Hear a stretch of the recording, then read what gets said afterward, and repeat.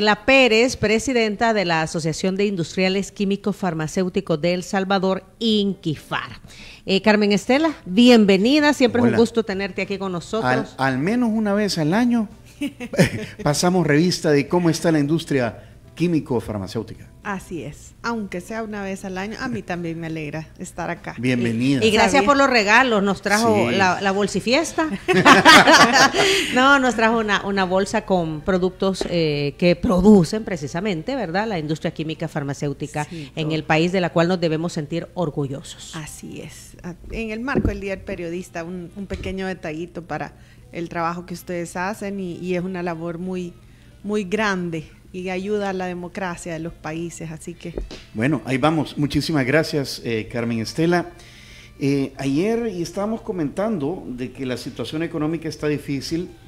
El presidente de la Cámara de Comercio, Cámara-Sal, Jorge Asbun, dijo: no vamos por buen camino en El Salvador. Dijo que la industria perdió casi 10,000 empleos y que el único indicador que ha subido es el de las remesas. Nos encontramos en un momento en el que las exportaciones van para abajo, las importaciones van para abajo. Hay menos generación de empleo que el año pasado. Solo el sector industrial ha perdido casi 10,000 empleos. Esto lo dijo recientemente. Ayer. Ayer. Fueron declaraciones del día de ayer. ¿Cómo está la industria químico-farmacéutica? Bueno, les comento. Este informe que les traigo hoy y que me ayudan a presentárselo a la población, empieza hablando por la economía mundial. Y hoy por hoy que El Salvador, las declaraciones del presidente de la Cámara de Comercio que ustedes están mencionando, están dentro del contexto mundial. El mundo completo está en temor de entrar en una crisis. Lo dicen, pero no lo dicen. O sea, hay que leer entre líneas, es lo que tú dices. Están siendo muy cautelosos. Por ejemplo, el representante de la Reserva Federal de Estados Unidos dice que la economía de Estados Unidos puede entrar a una crisis, a una recesión. Ya están usando esa palabra, por ahí de noviembre de este año, y que puede durar unos 5 o 6 meses. Pero todo es una probabilidad, porque como un amigo economista me dijo: mira, los economistas pasamos media vida diciendo lo que quizás pasa y otra vida explicando por qué no pasó. Entonces, mira, ahí cabe aquel dicho, o sea que quién sabe. O sea que quién sabe. Ajá. Porque siempre si ustedes escuchan a un economista, siempre va a decir: sí, todo se mantiene igual, el famoso ceteris paribus, pero como es tan cambiante todo, o sea, la sociedad, la economía, todo es sí hay cifras que no son muy alentadoras, pero por el contexto mundial en el que estamos. Pues. Lo que tú dices es que no es exclusivo de El Salvador. No es exclusivo de El Salvador. Es parte de la economía mundial. Ese es el comportamiento. Ese es el comportamiento actual. Y por eso es que este informe del que les vengo a hablar yo, que presentamos con datos cerrados del 1 de enero al 31 de diciembre de 2022, partimos de la economía mundial, de qué pasó. Luego nos vamos a la región, América, y luego nos vamos a Centroamérica. Ya estando ahí, entonces podemos ver qué pasó a El Salvador y qué le pasó a esta industria, a la industria farmacéutica.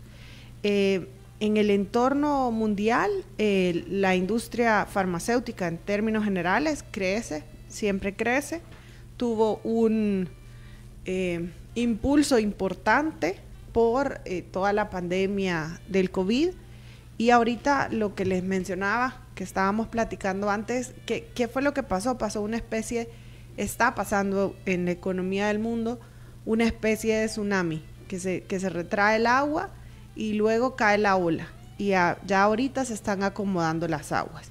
Por ejemplo, en la página 18, las exportaciones mundiales, por ejemplo, de farmacéuticos, del 2020 al 2021 subieron en bruto $200 millones.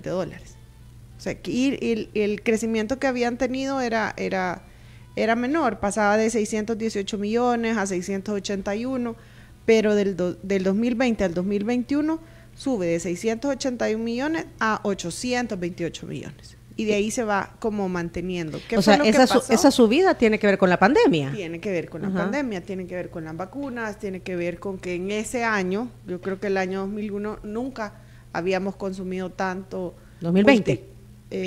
2020-2021. Nunca habíamos consumido tanto vitaminas, minerales y nunca nos habíamos desparasitado tanto, ¿verdad? No, tampoco. Con la ivermectina.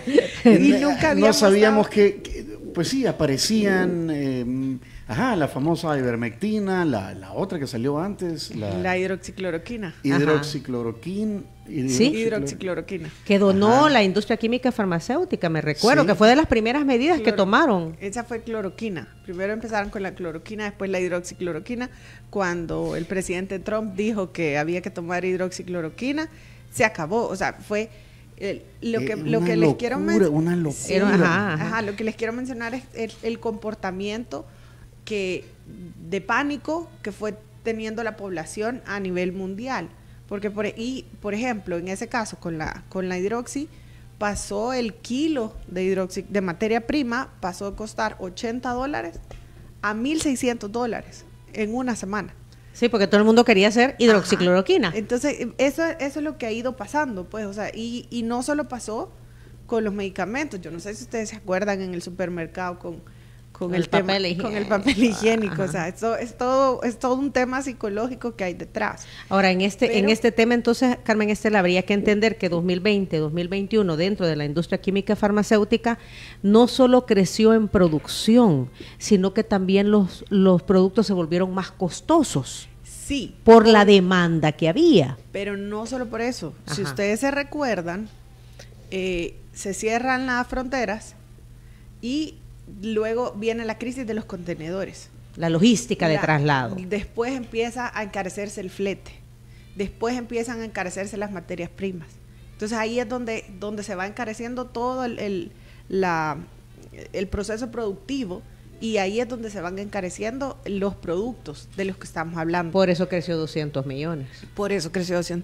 Pero más o menos se ha mantenido a nivel mundial ese consumo. Entonces, ¿qué pasa? ¿Qué va pasando? Pasa que en el entorno regional, Centroamérica está pensada en que necesita desacelerar estos crecimientos.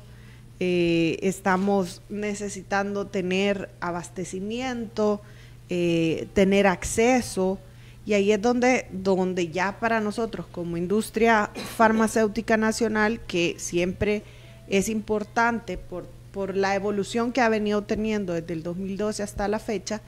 ¿Por qué debo mencionar esto? Porque las inversiones en las plantas farmacéuticas han sido bastante altas y siguen.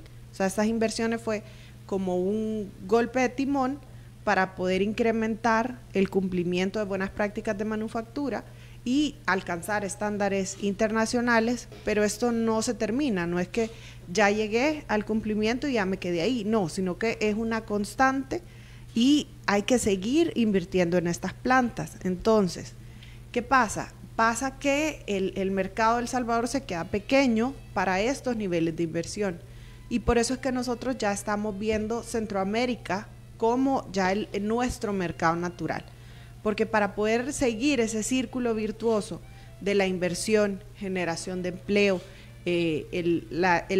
la puesta de productos a disposición del paciente consumidor y el retorno a esa inversión, para poder generar ese círculo virtuoso, ya el mercado de El Salvador se queda pequeño. Entonces necesitamos tener una participación a nivel Centroamérica mínimamente para poder continuar.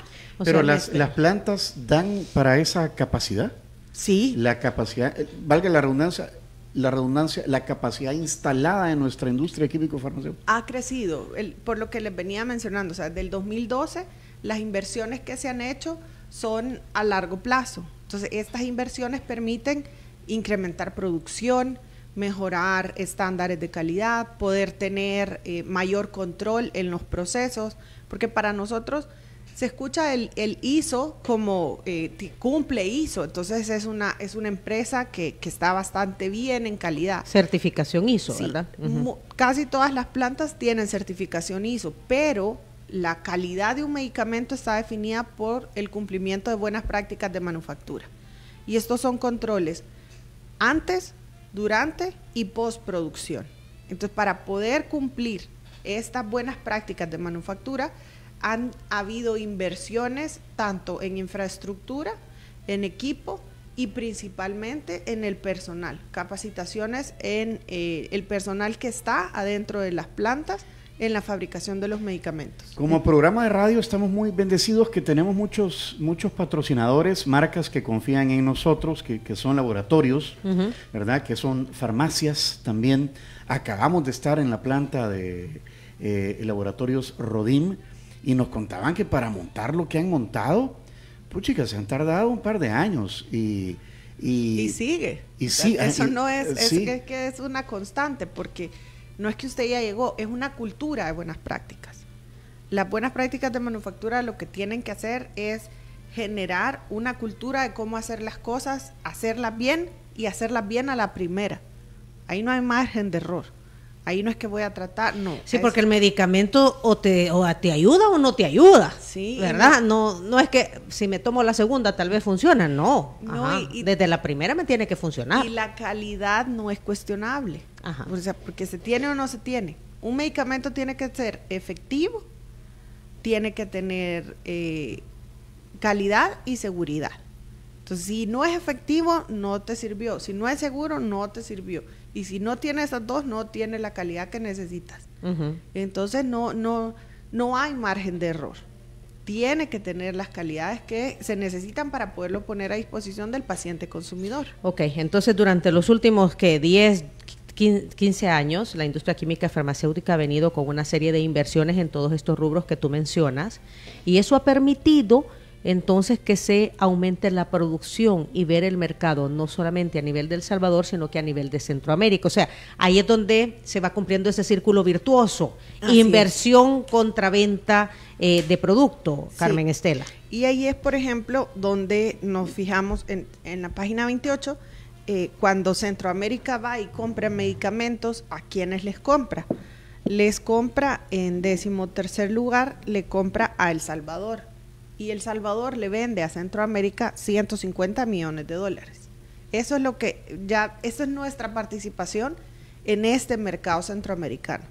¿Y por qué nos fijamos en esto? Por lo mismo, porque ya no podemos ver solo El Salvador como nuestro mercado nativo, por decirlo de alguna manera. La apuesta debe ser a toda la región. Así es. Y es más, o sea, las normas que nosotros cumplimos vienen a través de reglamentos técnicos centroamericanos que nos permiten cumplir en toda la región, y esa es la apuesta, a través de acuerdos como los de unión aduanera, los reconocimientos mutuos, y poder esbozar una especie de mercado común centroamericano, que es lo que nosotros estamos buscando. Guatemala está súper bien. Sí, pero lo que pasa es que Guatemala tiene el doble de plantas que nosotros. Ajá. Para lo que si vamos a sacar músculo, con la mitad hacemos más nosotros. O sea, la relación cantidad de laboratorios, producción de medicamentos y todo lo demás. Sí. ¿En qué momento, tú vas paso a paso, ¿a qué pasamos ahora, Carmen Estela, con este informe sectorial? Pues con este informe sectorial nos vamos dando cuenta de las variaciones del PIB, los países que van creciendo y demás, y ahorita ya vamos aterrizando un poco a El Salvador, quiénes son los que han cambiado, y acá vemos las exportaciones de productos farmacéuticos en la página 39. Don Tony, que tiene el informe, página 39, por favor, ponga atención a la maestra. No pone atención, se distrae. No, perdón, estoy viendo lo del aire, compañera. Va. Sople. Eso. El aire que respiramos. Acá, si ustedes se pueden dar cuenta, pareciera, en apariencia, que el 2021 subimos en exportaciones y luego de 2022 como que se nos cayó. Pero el 2021 está afectado por los temas que les mencionaba. Pandemia, crisis de contenedores, materias primas caras o inaccesibles. Entonces, ¿qué pasa? Si quitamos el 2021 y vemos 2020 versus 2022, sí hay un crecimiento. O sea, el crecimiento sigue y está. Pero es lo que les mencionaba, que la economía toda hizo esa especie de tsunami, se levanta la ola y cae. Y ahorita estamos en ese reacomodo. Sí, tú lo que dices, a ver, Carmen Estela, seguimos creciendo en el área de industria químico-farmacéutica, pero 2020, 2021 han sido años atípicos por la pandemia COVID-19, ¿verdad? Y entonces, esos efectos, ¿verdad? Esos efectos se han traducido en aparente disminución, pero en realidad no es una disminución de la industria, sino que una serie de acontecimientos alrededor que hicieron que hubiese menos crecimiento. Lo que crece es el número, es la cifra, pero si nos vamos a la siguiente página, si nos damos cuenta las cantidades, si lo vemos medido en kilogramos, es casi igual los kilogramos que se exportaron. 21 y 22. Están, pero tienen una leve tendencia hacia el alza. O sea, ¿qué quiere decir esto? Estamos creciendo, sí, lento, pero seguro. Estamos en ese camino. ¿Cuáles son los factores? ¿Cómo dice el dicho? Despacito y con buena letra. Con buena letra. ¿Cuáles son los factores de los que depende ese reacomodo? Porque venimos del sartén a la olla, ¿verdad? De la pandemia a la cadena de suministros, la guerra Rusia-Ucrania, el ajuste de las tasas de interés, inflación en los Estados Unidos. Y ahora cambio climático también. Sí, cambio climático. Bueno, no sé, hasta inteligencia artificial ahorita es puchica. Estamos en la hipercomunicación también, y eso también estresa, pero si damos un paso atrás, el mundo, ¿qué está pasando? El mundo se está reacomodando por bloques, y eso nos está pasando a nosotros. Europa está reacomodándose ahí, con su gente. Asia se está reacomodando también ahí, y están generando alianzas. Y Estados Unidos está reacomodándose y está viéndonos a nosotros. ¿Dónde vemos eso? Europa le está diciendo a China, yo ya no quiero ser tan dependiente tuyo. El nearshoring. ¿Qué es más caro? El medicamento que no está disponible. Es lo que le está pasando a todas esas materias primas. ¿Cuál es la más cara? Por muy barata que sea la materia prima en China, por muy barato que sea el producto hecho en India, pero no está acá. Está al otro lado del está mundo. Lejos. Ese es el más caro, el que no está disponible.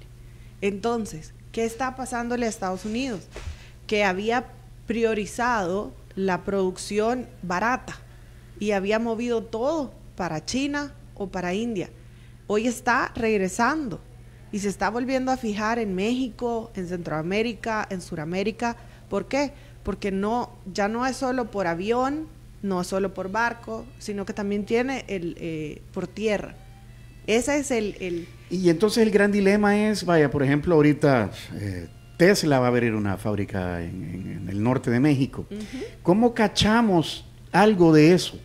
¿Verdad? Yo creo que esa es la gran pregunta. ¿Y cómo la industria químico-farmacéutica cacha algo de todo esto? La inversión extranjera es un ticket de lotería que te lo puedes sacar o no te lo puedes sacar. La inversión nacional ya está y va a seguir estando. A esa es a la que hay que apostarle. Esa es la que está generando empleos. En los últimos 5 años, la industria farmacéutica nacional generó más de 500 empleos directos, con un salario promedio de más de $800. Esa es la que tenemos que promover. ¿Y qué hay que hacer para promover ese empleo y esa generación de riqueza a nivel nacional?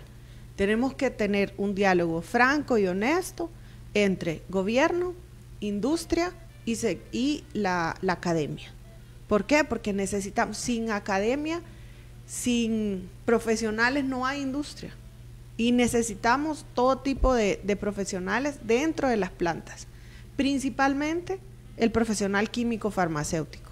Ese es el corazón de la industria farmacéutica. O sea, nosotros podemos aprovechar entonces, aprovechar el nearshoring en la medida que fortalezcamos la industria química farmacéutica local. Es lo que por ahí va el asunto. Yo lo que veo para nosotros, para nosotros industria farmacéutica nacional, Ujú.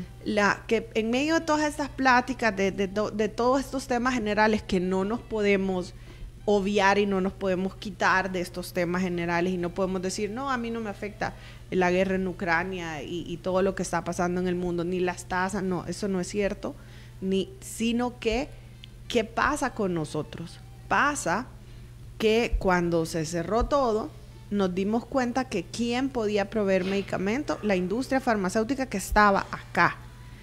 Desde antes de la pandemia, desde Inquifar, nosotros empezábamos a hablar, a esbozar una idea así como soberanía farmacéutica, hablábamos nosotros, con una especie de soberanía alimentaria, el poder nosotros proveer el medicamento que necesitábamos, principalmente para nuestros cuadros básicos y cubrir nuestro perfil epidemiológico.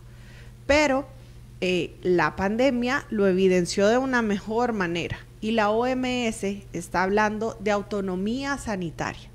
¿Y qué es la autonomía sanitaria? Que un país pueda o una región, están hablando también de países o regiones, poder autoabastecerse del medicamento que necesitan y de los insumos médicos que se necesitan para tratar las enfermedades. ¿Por qué los insumos o los dispositivos? Porque las mascarillas, si se recuerdan, eran una necesidad. ¿Y qué ha pasado con la industria? Pasa que nos reconvertimos. Y ahora, después de la pandemia, ¿qué nos heredó? Una fábrica de mascarillas en la región y acá en El Salvador. ¿Para qué? Para proveernos a nosotros. Y esto, si bien es cierto, la industria farmacéutica en términos puros y duros proveyó, estuvo aquí y aquí se quedó, también generó una calma y una tranquilidad para todas esas compras. ¿Cómo es que se llamaban? Ya no me recuerdo, eran compras de pánico, creo yo, así les mencionaban, que eran que decían, allá hay alcohol, y salían corriendo todos para el alcohol. Por allá hay vitamina C. Ajá. Pero eso mismo, la vitamina C, que Dios bendiga los ejemplos. Vitamina C, vitamina D y zinc. Hubo un momento que todo lo que consumíamos acá estaba hecho en El Salvador. Si no hubiésemos tenido una industria farmacéutica como la que tenemos, fuerte y robusta, no hubiésemos podido accesar al medicamento que necesitábamos en el momento que necesitábamos. Así como, entre comillas, cosas sencillas como vitamina C, vitamina D y zinc, también tuvimos acceso a medicamentos complejos que se utilizaban en los pacientes de la UCI. Y se quedó acá un medicamento que estaba destinado a venderse al Ministerio de Salud de Guatemala, pero el productor nacional prefirió pagar multas, prefirió incumplirle a Guatemala, pero dejarlo en El Salvador, porque sabía que los pacientes de UCI en El Salvador lo iban a necesitar. Y eso solo se puede hacer si hay una industria farmacéutica nacional para poder proveer lo que nosotros estamos necesitando. A nivel nacional, Carmen Estela, en estos momentos la industria química farmacéutica, ¿qué porcentaje de medicamentos e insumos médicos provee? Del 100% que se necesita en el país para satisfacer la demanda local, la industria química farmacéutica salvadoreña, ¿qué porcentaje tiene de ese mercado? Más o menos un 30% en el mercado privado y en el mercado público entre un 20 y un 30. O sea que un 70% importamos. Es fuerte. Así es. Hay que cambiar ese porcentaje. Así es. Lo que pasa es que, acláreme nuevamente, antibióticos todavía no fabricamos aquí, por ejemplo. No, ¿cómo no? ¿Sí? Sí se fabrican. Ah. Sí. Lo que pasa es Y que hay el mercado de insumos y medicamentos es grande. Es bien amplio. Ajá, pues. es bien amplio, claro. Es bien amplio. Ajá. Entonces nosotros proveemos el 30%. No podemos decir de autonomía en salud todavía, no, porque apenas tenemos un 30% del mercado. No podemos hablar de autonomía sanitaria, pero esa es la meta. O sea, pegarle a la luna, esa es la luna a la que queremos darle. Pero estamos trabajando en una mayor participación en el mercado, en poder proveer a lo que se necesita y a quien se necesita, pero ya lo demostramos que podemos hacerlo. La capacidad la tenemos, hay capacidad instalada, se puede seguir creciendo, pero estamos en un libre mercado. El Salvador es una economía abierta y tenemos que competir con nacionales y extranjeros. Carmen Estela, tú mencionaste la academia, mencionaste los profesionales de la industria química farmacéutica. Yo me recuerdo que desde la ASI, a la cual pertenece Inquifar, ¿verdad? Había Empresa Centro, creo que se llamaba el proyecto, en donde estaba la academia, estaba la industria y estaba el Estado, precisamente viendo la currícula de las carreras que se necesita desarrollar en el país para que sirvan de proveedor de servicios, en este caso a la industria química farmacéutica. ¿Cómo está? ¿Estamos cambiando ahí? ¿Estamos creciendo en profesionales que se dirijan a esta industria que también es necesario para hacerla crecer? Hoy por hoy el profesional químico farmacéutico está a pleno empleo. Literal, desde que están egresados o desde estudiantes ya están trabajando o en la industria o en el sector público. ¿Por qué? Porque las normas nos piden que haya un profesional idóneo en la materia para poder cubrir todos los procesos productivos y demás. Es importante trabajar con la academia para poder, la currícula ha cambiado, o sea, para poder incidir y sugerir en el cambio de la currícula. ¿Por qué? Porque ahora el profesional químico farmacéutico que llega a las plantas necesita una expertise diferente y más especializada para poder estar ahí.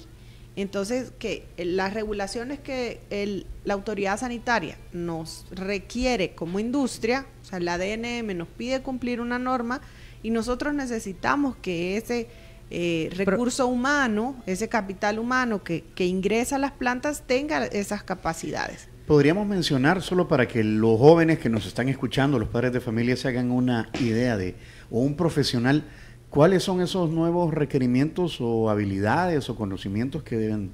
Buenas prácticas, básicamente el cumplimiento de buenas prácticas y todo lo que implica la producción y buenas prácticas de manufactura, no solo en la planta, sino también para guardar la calidad del producto una vez ha salido de la planta. Todo esto es nuevo, está implementándose, se sigue capacitando. Hoy sueñan con validaciones los farmacéuticos que están en la planta, ellos sí van a entender lo que les estoy diciendo, porque tienen que calificar todos los procesos y validarlos. O sea, validarlos es que los repiten varias veces y que las veces que los repiten del mismo resultado. Lo que les mencionaba. Son las 8:39. Usted sabe muy bien, Carmen Estela, que San Martín trae todas las mañanas los desayunos para nuestros invitados y para, pues aquí todos nosotros ya vienen haciendo su ingreso a la cabina. Así que... y también, bueno, todo esto cumple con las buenas prácticas, viene... ¿De manufactura? De manufactura y de buen comer. De buena calidad, ¿verdad? Y de buen sabor. Y de buen sabor y de buen traslado también. Mira, San Martín está en el Festival del Croissant. Escoge entre el relleno de jamón de pavo y queso cheddar, y para los amantes de la Nutella, el croissant bicolor relleno con Nutella. Elaborados 100% con mantequilla. Los puedes buscar en tu San Martín preferido o pedirlos a domicilio al 2215-1515. Si no, compañeros, que hagan como nosotros. Pida su viaje de la forma más fácil a Línea Rosa a través del 6200-4491 o a través de la aplicación Seguridad, Comodidad 24/7. Las amigas de Línea Rosa trajeron los desayunos hasta nuestra cabina desde San Martín. Bueno, y estamos muy orgullosos del café que se toma aquí en Diana Verónica y Tony, Cherito Café. En estos momentos Tony le entrega a Carmen Estela esta bolsa de Cherito Café. Hay dos variedades, el Zampacho Black Honey de la finca Las Veraneras y el Paca semilavado de la finca La Palma. Usted también puede disfrutar de Cherito Café. Hay que consumir local, compañero. Hay que consumir local. ¿Cómo los encontramos? Puede contactar a Cherito Café en sus redes sociales, Instagram y Twitter como @cheritocafé_SB. ¿Sabías del Cherito, Carmen Estela? El carro. Con ustedes lo había escuchado. El Cherito, conocía la leyenda que existió un carro que así se llamaba, que hacían aquí. Exacto. Bueno. En la época de los 70. 74, ajá. no que me puedo ir en la historia, pero sí. Ese carrito que tú ves es el cherito, el que se hizo en El Salvador. No, pero ese cherito existe. Ajá. El único que queda existe y es el en donde anda Cherito Café para todos lados. Estuvo en la Vía Centroamericana hoy para los Juegos Deportivos, porque no solamente es el café tradicional, son variedad de bebidas elaboradas con café y otros. Hay té de café también, de la cáscara de café, exacto. Ajá. También Cherito Café ha elaborado otro producto a través del cual haces infusiones. Le sacan ahí todo al grano de café. Recomendado. Ya volvemos.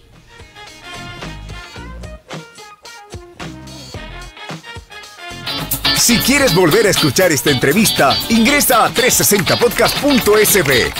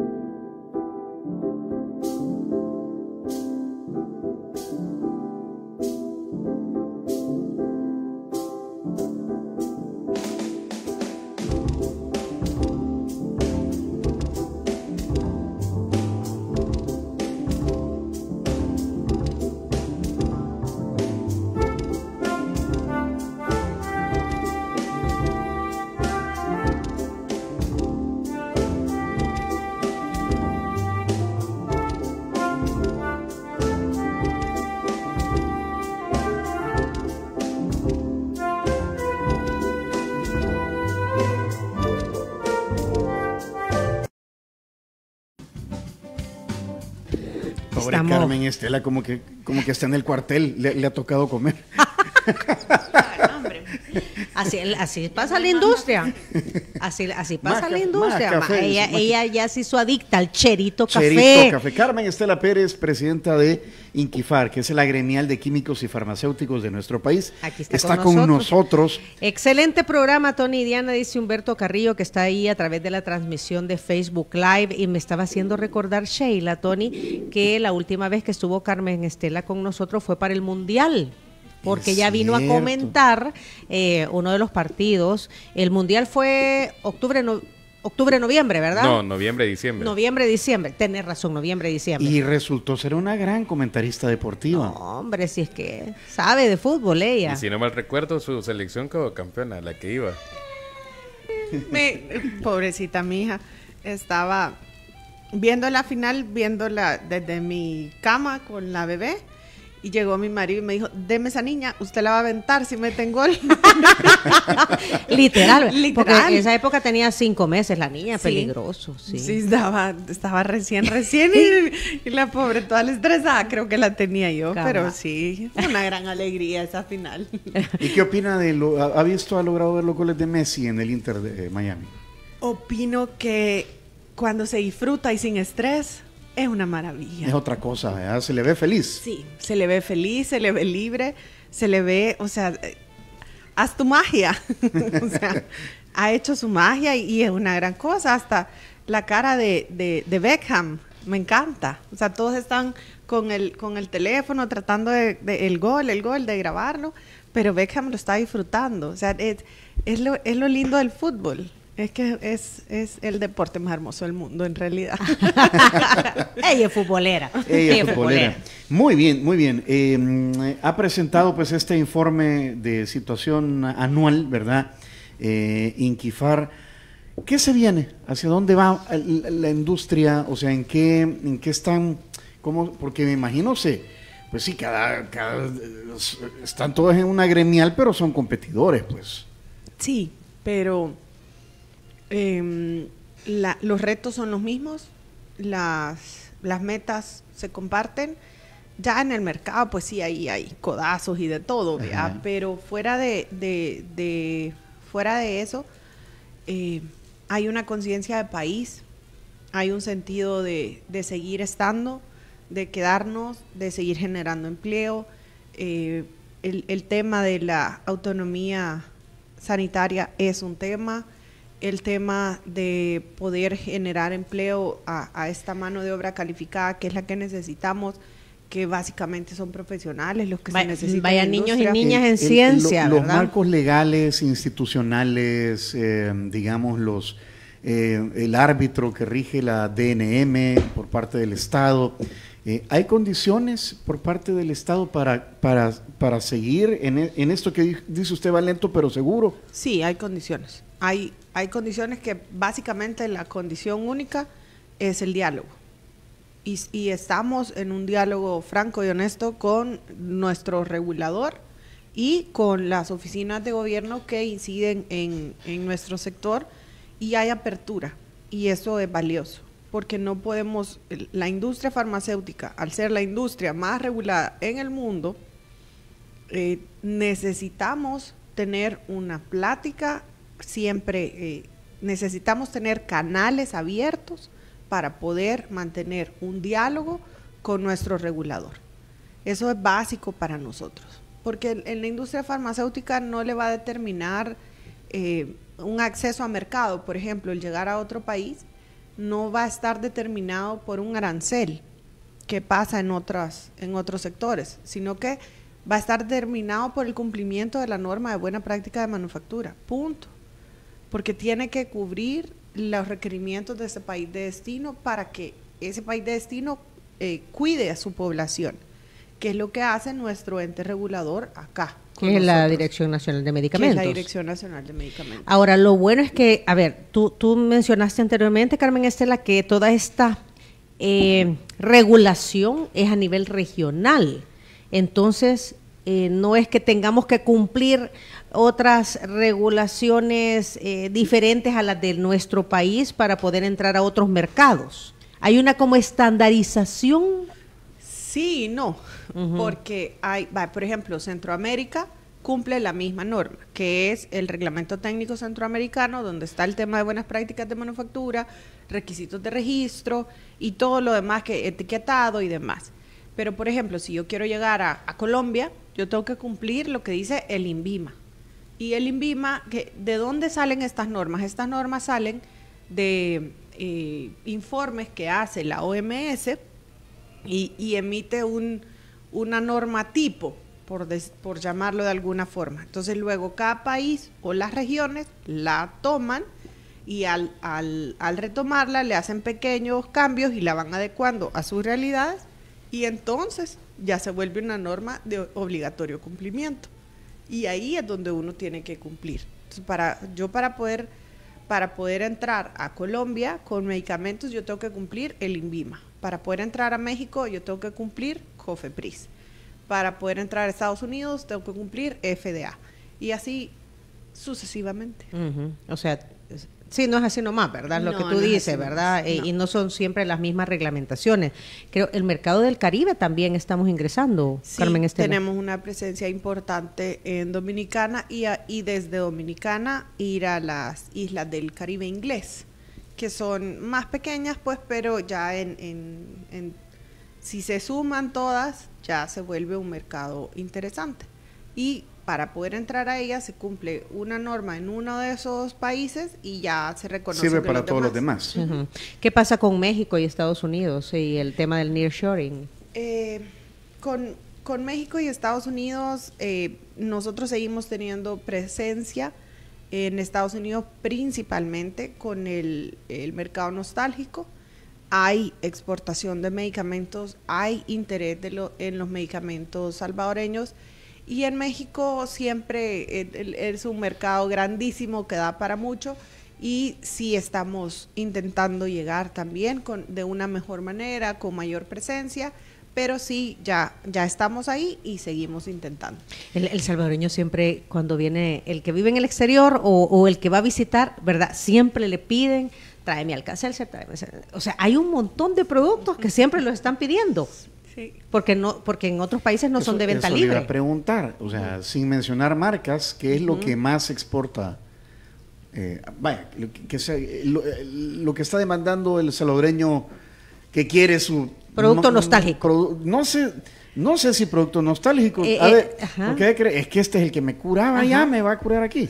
Yo me hace no sé cuántos años estaba en Washington para la negociación del CAFTA, me acuerdo. Y fui a una tienda de productos nostálgicos y me dijeron, vaya, mire, este es el hecho en El Salvador, este es mejor, este lo hacen aquí, pero es copia, me dijeron. Entonces compre de dónde tenían, cómo hacían para tenerlo, pero me lo ofrecieron y con ese marketing. Compré el hecho en El Salvador, que ese es el original, me dijeron. Eso. Así que sentí un poquito de orgullo de decirlo. Es difícil saber por categorías qué es lo que más compran, porque como todo sale en la partida 3004, que la descripción es bien amplia, que son medicamentos mezclados o sin mezclar a dosis fija, pues no dice nada, solo es acción terapéutica, no está clasificado ni segregado por acción terapéutica o por principio activo, sino que es bien general, bien difícil poderlo decir. Profesora, lo que pasa es que en el bloque anterior le decía por qué tenía el concepto de que aquí no hacíamos antibióticos, o tal vez era que no hacemos ¿cómo no? Hay inyectables. Vacunas. Lo que no hay son vacunas, que es un biológico. Ajá, a ver. Ese es el que no hacemos, son productos biológicos. Y aunque usted no lo crea, las vacunas que se hacen son de uso veterinario. Esas sí se hacen acá. Ajá. Pero no hacemos vacunas, que es un producto biológico, biotecnológico, para uso humano. Esas no. ¿Por qué? Por el tipo de tecnología que debe usarse, porque es otro chip, no sé cómo decirlo. Es otro rubro dentro de la industria química farmacéutica. El biotecnológico, la materia prima es ADN recombinante o un producto biológico. O sea, Puede ser una- la enfermedad misma. una bacteria, Ajá. puede ser la bacteria misma, puede ser la que genera el producto biotecnológico. Es súper interesante porque se va reproduciendo y van estableciendo un estándar de lo que se quiere obtener al momento de un producto biotecnológico. Y no es un principio activo, o sea, no es la molécula como tal, sino que estamos hablando de material biológico. Material vivo. ¿Se hace investigación aquí? Lo que nosotros hacemos son medicamentos Estas ya son preguntas de curiosidad. No Ajá. se preocupe, sea todo lo curioso que quiera. ¿Qué hacemos en El Salvador? Productos de desarrollo local. Y esto es medicamentos hechos en El Salvador por salvadoreños para atender el perfil epidemiológico de los salvadoreños. ¿Qué es lo que estamos necesitando? ¿Qué necesita el cuadro básico de las instituciones gubernamentales?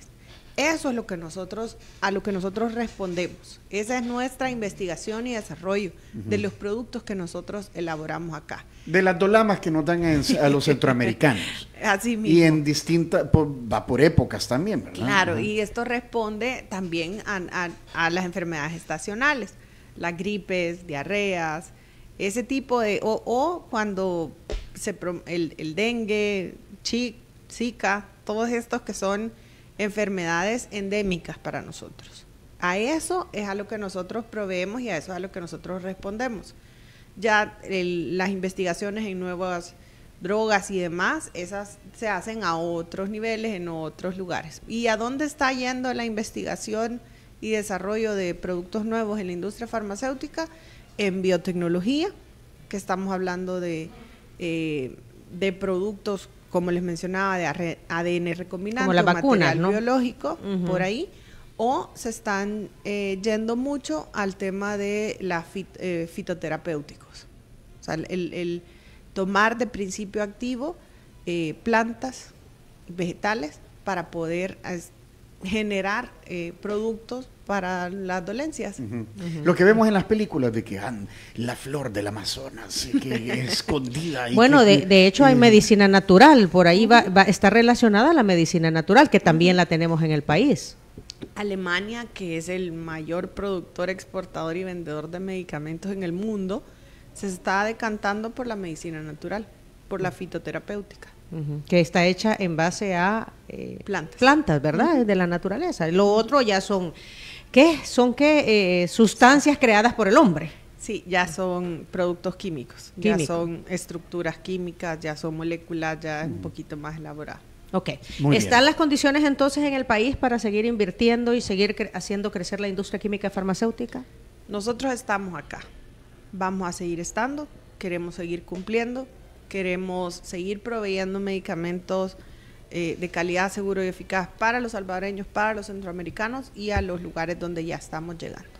Y necesitamos más niños y niñas en ciencias. Sí, vayan a estudiar química y farmacia, no le tengan miedo a la química. Ajá, porque sí se puede desarrollar. Sí, hay, ¿verdad? mire, hay historias lindas de gente que llegó como operarios y se enamoran de la química y farmacia, se ponen a estudiar y terminan graduándose de farmacéuticos y cambia pues su estatus, su visión de mundo, su nivel de vida, cambia su familia, cambia todo. Y la academia, la educación superior siempre es buena, siempre es un plus y siempre genera más. Y para poder seguir creciendo hay que seguirse esforzando. Muy bien. Carmen Estela, siempre un gusto que nos actualices, ¿verdad?, de cómo va la industria química farmacéutica, sobre todo tomando en cuenta, sí, Tony, que son buenas noticias. Son buenas noticias. Qué gusto verla, Carmen Estela, nuevamente. Un saludo para todos en la industria, ahí cuando esté sentada en la reunión de junta directiva. Ahí, La mera, sí, vea, Diana, dirigiendo Verónica todo. y Tony les mandan saludos. Eso, yo les digo. Muchísimas gracias. Gracias. Si quieren volver a escuchar esa entrevista, atención a lo siguiente. Si quieres volver a escuchar esta entrevista, ingresa a 360podcast.sb, el primer hub de podcasteros salvadoreños. Sigue a Diana Verónica y Tony la entrevista en Spotify, Google Podcast, Apple Podcast, Amazon Music o TuneIn.